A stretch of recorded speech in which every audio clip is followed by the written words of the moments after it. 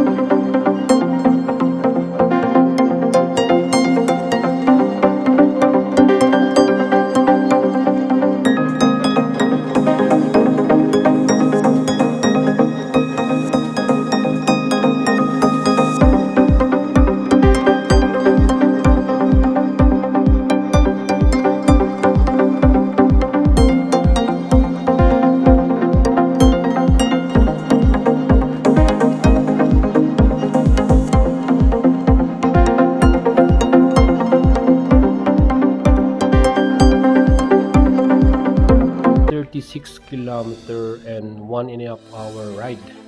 So itong journey ni Mrs. before sa Manila, grabe, isipin nyo 70 kilometer per day. So ito ang tinatakbo ng scooter na to. So talagang gamit na gamit siya. But ito rin yung ginamit ko na motor nung ako naman ay pumasyal dito sa Dagupan. First time kong pumunta sa Dagupan, ginawa kong service itong Mio Sporty na to. Sa 250 kilometer guys, napakalayo po yan ang travel ko na yan, and takes me 6 hour long journey nung makarating ako sa Dagupan, and ang naging daan ko ito sa may MacArthur. So guys, I'm really thankful and happy sa motor na to. So let's go guys, and samahan nyo muna akong mag-travel at mag-explore gamit itong aking scooter, ang Mio 2 Sporty. It's been 11 years from my possession, and I'm really satisfied sa kanyang performance. Actually, there's some minor issues sa makina nito and sa mga parts nito, but still very good ang kanyang performance until now. And there's so many people na gustong sinasabi sa akin na ibenta ko na to, but this scooter is really parang sa akin malaking naitulong niya sa akin kay Mrs. and sa akin. So ito ay maging parang price possession ko na. Ito ay may magtatagal sa akin at maybe magamit pa ng aking mga anak in the future. So ito ay inaalagaan lang namin at sana mas magtagal pa yung kanyang buhay. But then again, thankful ako dahil maganda nga yung part. In this new episode guys, samahan ninyo ako na magtingin or mag-check ng mga motorcycle dito sa Dagupan, Pangasinan, and we'll see, malay nyo meron tayong budget at makabili tayo ng new brand or new model sa kahit ano pa man yung klase ng motor. So I will try to check all the dealership here in Dagupan, Pangasinan, or even here in Pangasinan, para makita rin natin kung magkano na ba yung mga prices and ano na ba yung mga bagong models na lumabas na mga motorcycles. Alam niyo naman na ngayong panahon ng pandemic, there's a lot of people are looking for a new way of transport. Siyempre ang hirap ng magano ngayon, sakay ng mga public transport, especially sa mga jeepneys or bus. So it's more better na magkaroon ka ng sarili mong service. It's time na time, ano mo yun, napaka-bilis na hawak mo yung oras mo sa pag-travel mo or sa pag-commute mo. And just a few reminders sa mga baguhan na nagmomotor. Make sure na nakapag-training po tayo ng mga safety riding tips, and always wear your helmet. Yan, napaka-importante po yan. I really recommend sa all new motorcycle riders na dapat lagi po tayo naka-helmet wherever we go or we go to the road, kasi po importante po yung ating safety. And samahan niyo ako guys in our future vlogs, and magche-check po tayo ng mga new motorcycle brand here in Pangasinan, and it's our next episode. So hindi lang po we will not only travel by bike, but we will travel by motorcycle or even tricycle or even a car. So pwede po tayo magkaroon ng ganyang mga new episode dito sa aking YouTube channel. And if you are really interested or gusto niyo po yung mga ganitong klase ng vlog or ganitong klase ng information, siguro po nasa tamang channel kayo. And don't forget to subscribe, click like, and leave a comment sa ating bagong video and new episode. And please click the notification button para sa ating mga future video uploads. New episode guys, I will be trying to give you some information how to buy motorcycles, not only small displacement but also higher displacement motorcycles like KTM brands, Suzuki big bikes, or Kawasaki big bikes, and Benelli big bikes.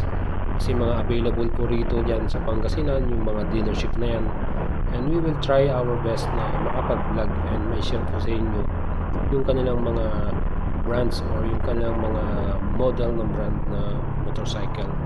So guys, samahan niyo ako at lagi niyo po akong suportahan. Boyet Salavaria YouTube channel po, and enjoy lang po tayo sa ating travel by my scooter, ang Mio Sporty. So guys, thank you for watching, and eto, mag-enjoy lang muna tayo saglit sa ating view. I'm here pala sa Jose de Venecia Highway here at Dagupan City. So guys, thank you.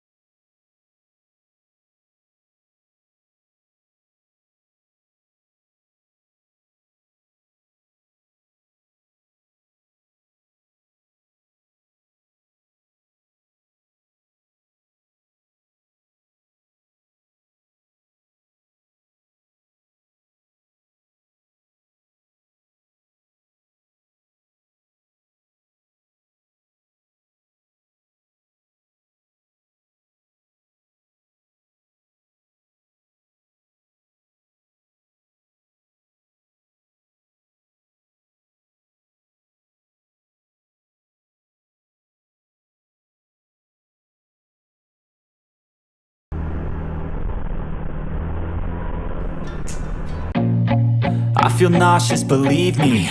Never had a lot of shit come easy. Had to work hard, struggle just to be me. Had to rise up just so they could see me. Did what I had to do just to feed me, and what was left over I put towards my dreaming. But the only thing in life that has meaning are the things you gotta work for, believe me. Take into your hands a plan, your own hands can land your own brand. And damn, I feel like no one takes accountability. They want the credibility, convincingly unwilling to put in the hours it takes to get some power. Don't be f***ing sour, take a cold shower. Scream until you're louder, work until you're prouder. And f*** all the doubters, they're just your downers. I swear to God they all let me down. I always fought just to wear the crown. I'm off at these fucking clowns who were all taught they deserve an ounce. It's only worth it if you work for it. It's only worth it if you work for it. I won't stop till they hear me now. I won't stop till I wear the crown.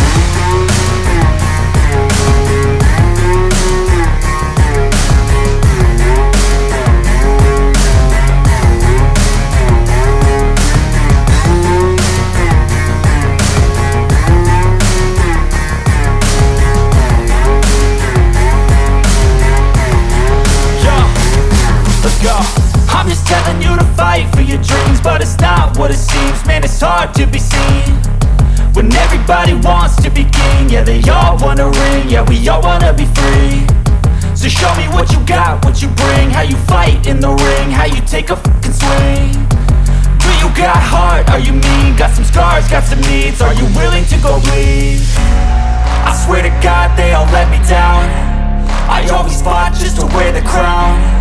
I'm off at these fucking clowns who were all taught they deserve an ounce. It's only worth it if you work for it. It's only worth it if you work for it. I won't stop till they hear me now.